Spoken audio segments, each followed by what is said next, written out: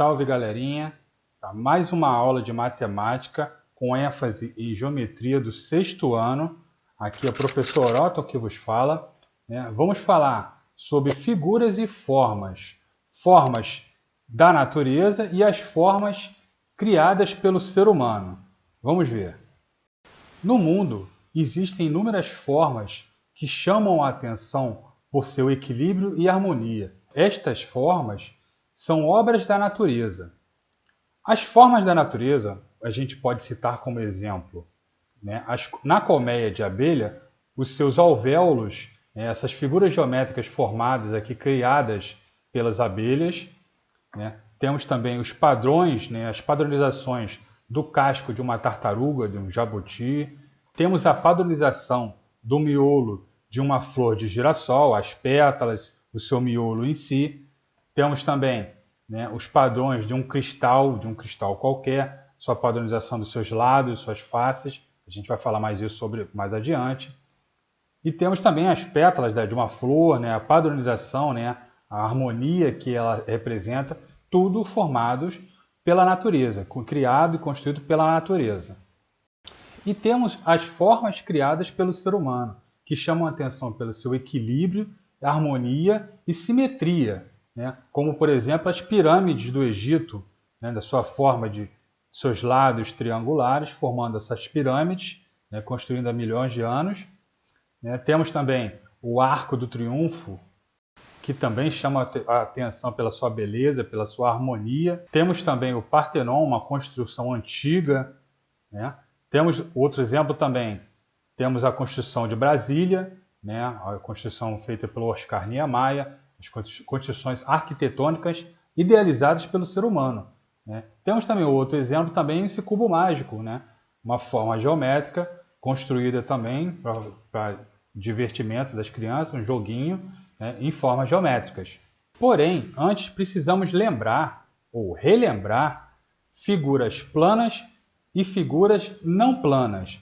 Por exemplo, esse triângulo é uma figura plana, porque ela só tem duas dimensões. Ela tem um comprimento e uma largura. Ela é uma figura chapada, diferente da pirâmide, que ela tem um comprimento, uma largura e uma altura. Tomando como exemplo aqui essa caixa ela tem um comprimento, tem uma largura e tem uma altura. Ela é uma figura não plana, diferente de uma figura plana desenhada, por exemplo, nessa folha de papel.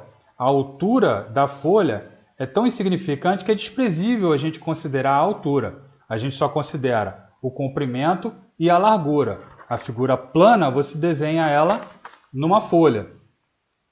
Outro exemplo, esse quadrado, diferente do cubo, que são formas, dos lados formam esse mesmo quadrado. Temos também essa circunferência, a cor amarela, diferente da esfera. Essa esfera é uma figura não plana, diferente do círculo, que é uma figura chapada, é uma figura plana. Um outro exemplo é esse hexágono, que lembra bastante aquele alvéolo da colmeia de abelha, Tem 6 lados. Essa figura é uma figura plana, que só tem 2 dimensões. E esse prisma é uma figura não plana, que ela tem 3 dimensões. Ela tem um comprimento, tem uma largura e tem uma altura. Na matemática, as formas são perfeitas.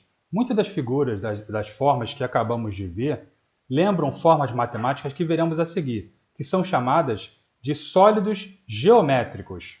Temos como exemplo o cubo, que nos lembra aquele cubo mágico, ou uma caixa. Temos o cilindro, que nos lembra uma latinha de refrigerante ou um copo, chamado de cilindro. Temos a pirâmide. Temos a esfera, que nos lembra uma bola de futebol. Lembrando que essas figuras são sólidos maciços. Ela não tem... o interior dela é maciço também. Tem o paralelepípedo nos lembra uma caixa de sapato ou uma caixa de bombom. Temos o prisma e temos o cone que nos lembra bastante um chapeuzinho de palhaço, um chapeuzinho de aniversário ou uma casquinha de sorvete. Temos o cone também como exemplo. Agora vamos observar, vamos analisar esses objetos e seremos capazes de separar em dois grupos. Vamos observar esse cubo, observem esse cubo, essa pirâmide, esse paralelepípedo e esse prisma. O que eles têm de semelhante?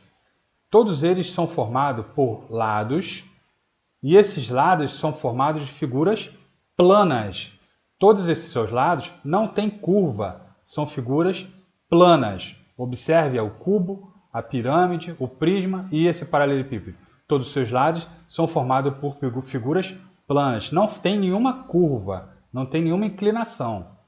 Diferentemente do cilindro, do cone e essa esfera, eles têm, alguns dos seus lados são figuras que têm curva. E se a gente parar para analisar, se colocarmos esses objetos em cima de uma mesa, se eu inclinar esta mesa, alguns deles irão rolar, outros não.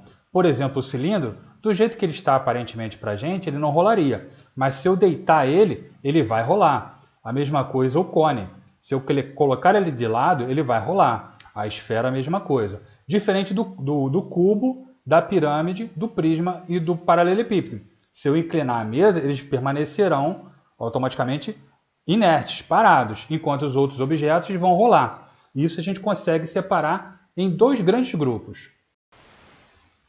Agora, somos capazes de separar esses sólidos geométricos em dois grandes grupos.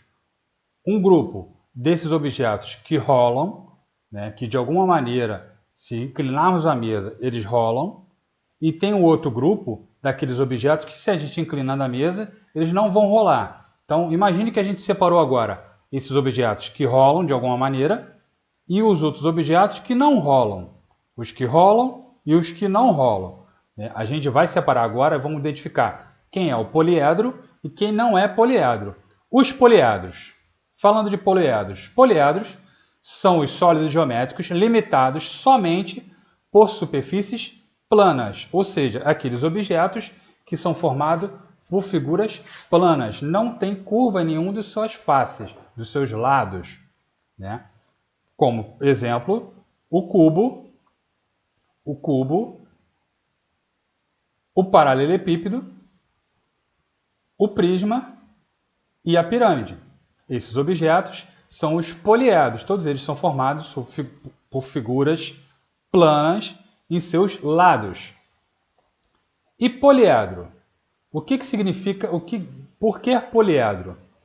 Poliedro. Poli vem de muitas. E edro de faces. Então, muitas faces. Poliedro, muitas faces. E os não poliedros? Os não poliedros, evidentemente, são aqueles que a gente destacou que tem algum dos seus lados tem alguma curva, né? Como, por exemplo, o cilindro. Esse cilindro tem a esfera, tem o cone. Né? Eles têm alguma superfície, algum lado, alguma superfície tem curva. Agora, atenção, muita atenção.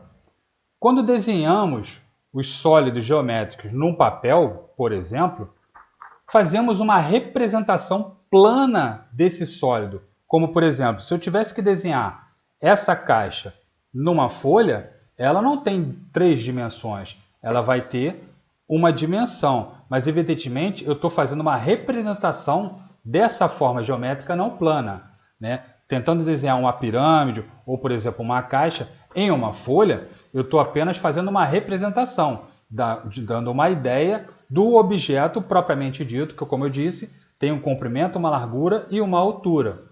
Ok? Agora vamos tomar dois sólidos geométricos como exemplo. Vou pegar o cubo e a pirâmide. Vamos analisar esses dois objetos, esses dois sólidos geométricos, e a gente vai encontrar alguns elementos. Por exemplo, neles a gente encontra faces. O que são faces? Faces são as superfícies planas que limitam esse sólido. Por exemplo, esse ladozinho aqui desse cubo é uma face, né? Também como exemplo, esse lado dessa pirâmide também é uma face. Evidentemente que o cubo ele tem várias faces e a pirâmide também várias faces. Temos arestas. O que são arestas? Arestas são os segmentos de retas. Segmentos de retas, já falamos sobre isso. São segmentos de retas que resultam no encontro das faces. Por exemplo, encontrando uma face com uma outra face, eu tenho esse encontro, um segmento de reta. Por exemplo, aqui nesse cubo, esse segmento de reta aqui, temos esse segmento de reta, esse segmento de reta, que são chamados de arestas. Arestas, nesse cubo aqui tem várias arestas, assim como também nessa pirâmide tem essa aresta aqui, tem essa aresta aqui, outra aresta, tem várias arestas formadas nessa pirâmide e nesse cubo. Outro elemento também importante, temos os vértices. E vértices são os pontos comuns a 3 ou mais arestas. Por exemplo, esse ponto que nos aparece aqui é o encontro dessa aresta aqui com essa aresta aqui, mais essa aresta aqui, apareceu esse vértice. Também aqui, outro pontozinho que aparece aqui nessa pirâmide é outro vértice, que é o encontro dessa aresta com essa aresta mais essa aresta. Então, essa pirâmide aqui tem várias vértices, também arestas. E esses pontos, esse encontro dessas arestas, são vértices. A mesma coisa nesse cubo. Já vimos que o poliedro tem faces, arestas e vértices. E vamos utilizar esses elementos para rever, relembrar ponto, reta e plano. Vamos tomar como exemplo esse cubo. Lembrando do vértice. O vértice é essa pontinha aqui que une essa aresta aqui com essa aresta e essa aresta. A união dessas três arestas, né, temos o vértice. E é um ponto. Né? Já tivemos aula sobre ponto, reta e plano. Agora a gente vai conseguir identificar nesse sólido geométrico os pontos. E quantos pontos, quantos vértices a gente tem nesse poliedro aqui? Temos 1, 2, 3, 4 aqui em cima, mais 1, 2, 3, 4 aqui embaixo. Então, esse poliedro, esse cubo, tem 8 vértices, que é 4 aqui em cima e 4 aqui embaixo. Um outro elemento que a gente acabou de ver são as faces. Temos essa face aqui lateral, que está em destaque em azul, mas temos as outras faces. Como é um cubo, a gente consegue bem identificar e lembrar um dado. Um dado tem quantas faces? Quantos lados tem o dado? 6 lados. Temos essa face aqui, a face de baixo, a face de cima e mais 4 faces laterais. Ele tem 6 faces. Qual o outro ente que está faltando? As arestas. A aresta. A gente tem, lembrando, a aresta é o encontro de duas faces, é o segmento de reta que é formado por duas faces ou mais. Tem aqui, essa face, essa face aqui com essa face de trás forma esse segmento de reta aqui, que é a aresta. E quantas arestas tem nesse poliedro? Tem essa aresta aqui, essa aresta vertical, mais essa, mais essa. Eu tenho 4 arestas verticais, mais 4 arestas aqui na base e mais 4 arestas aqui em cima. 4 mais 4 mais 4, eu tenho 12 arestas. Beleza? Lembrando sobre ponto, reta e plano.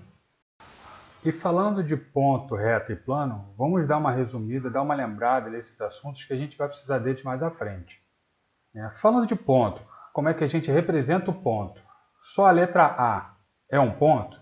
Negativo, todos lembram. É necessário que tenha um pontozinho. E a letra A, no caso, é representada com a letra maiúscula. Não esqueçam.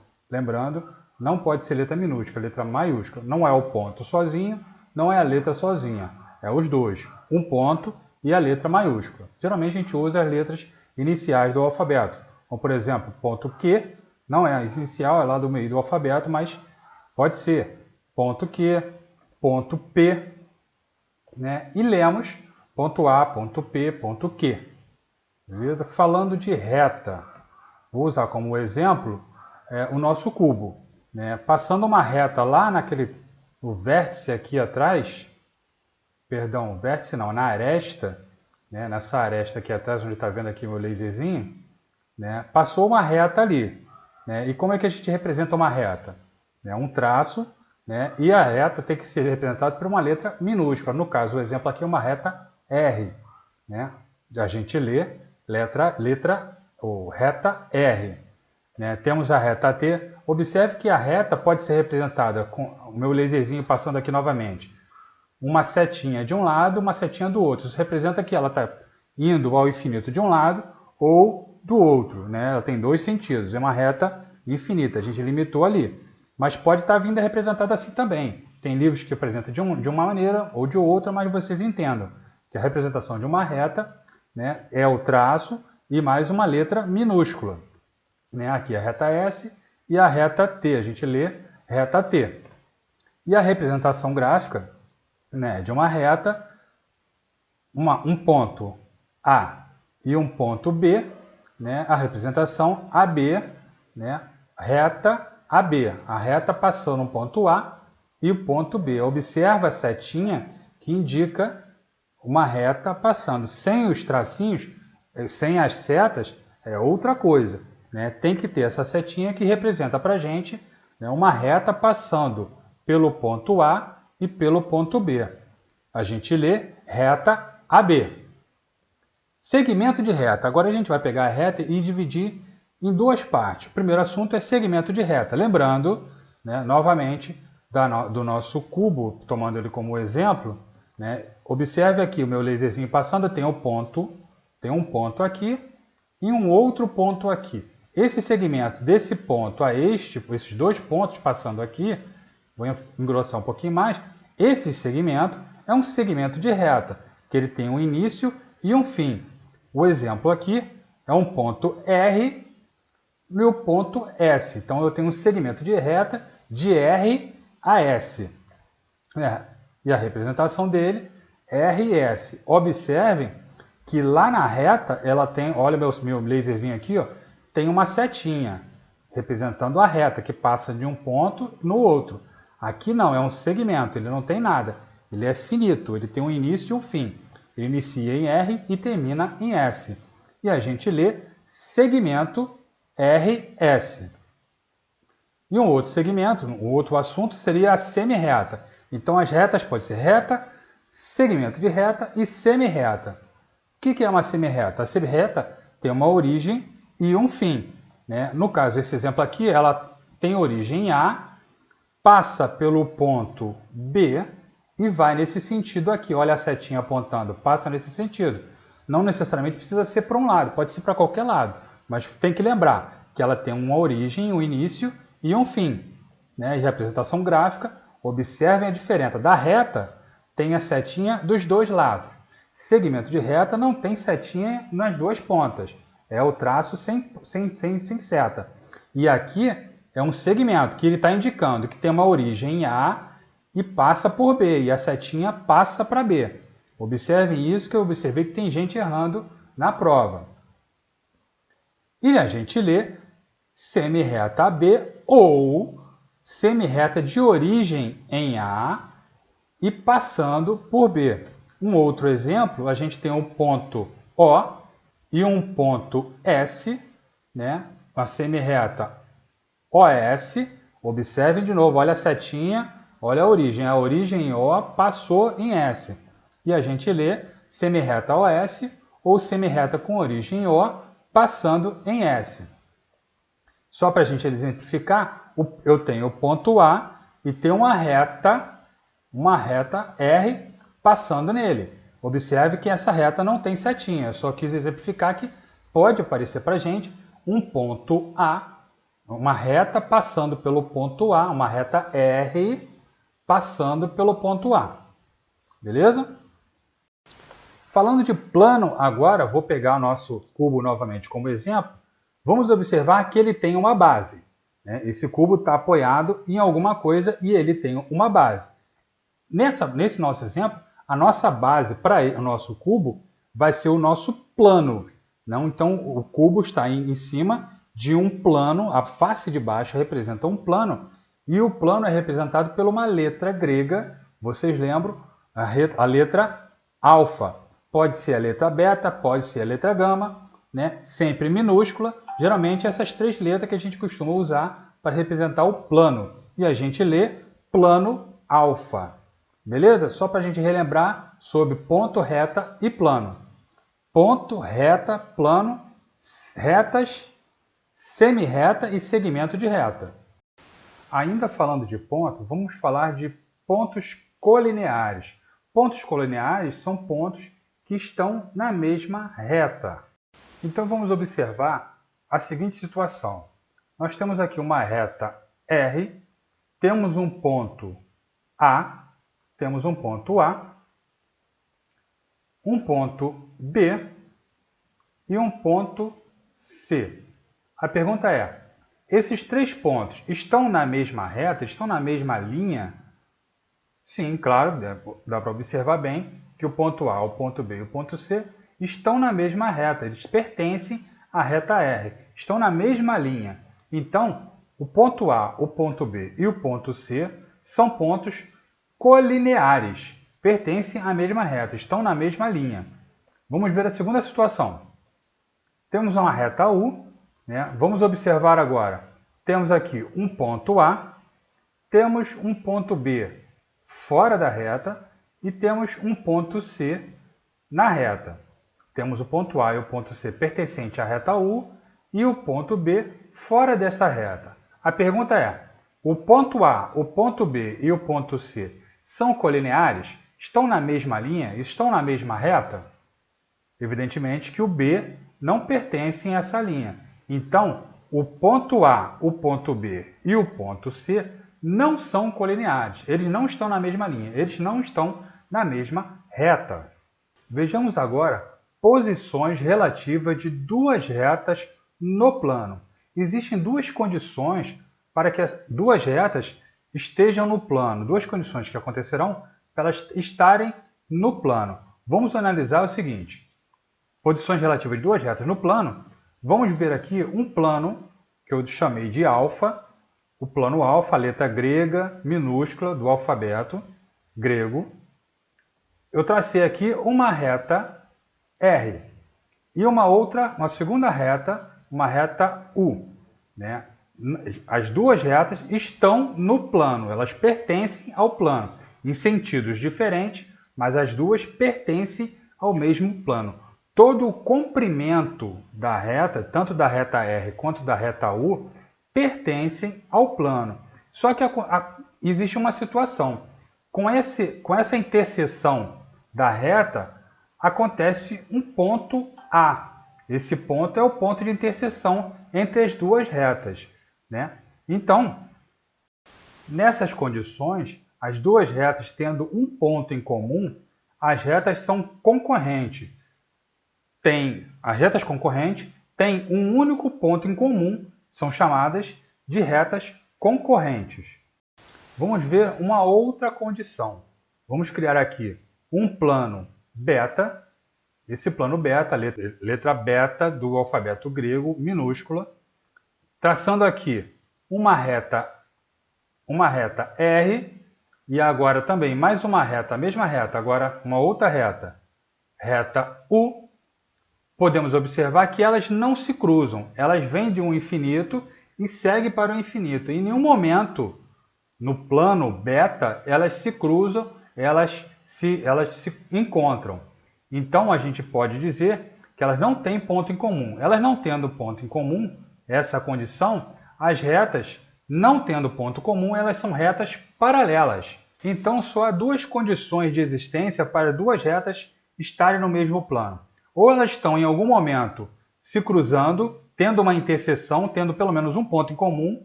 Só existe essa condição de ter um ponto em comum, não pode ter mais de um, senão não seriam retas. Esse ponto comum, elas seriam concorrentes. E a segunda condição, e elas sendo paralelas. Em nenhum momento no plano elas se encontrariam. Basta uma estar um pouco inclinada, que em algum momento num plano elas se cruzariam, mas elas estando paralelas, teríamos mais ou menos a mesma analogia, a ideia de um trilho de trem. Eles nunca se cruzam, estão sempre em paralelo. Essa é a ideia. Então, as posições relativas de duas retas no plano, elas podem ser concorrentes, elas têm um ponto em comum, ou elas não têm ponto em comum. Elas são paralelas, elas seguem paralelas no mesmo sentido e não tendo ponto comum, sendo paralelas. Beleza?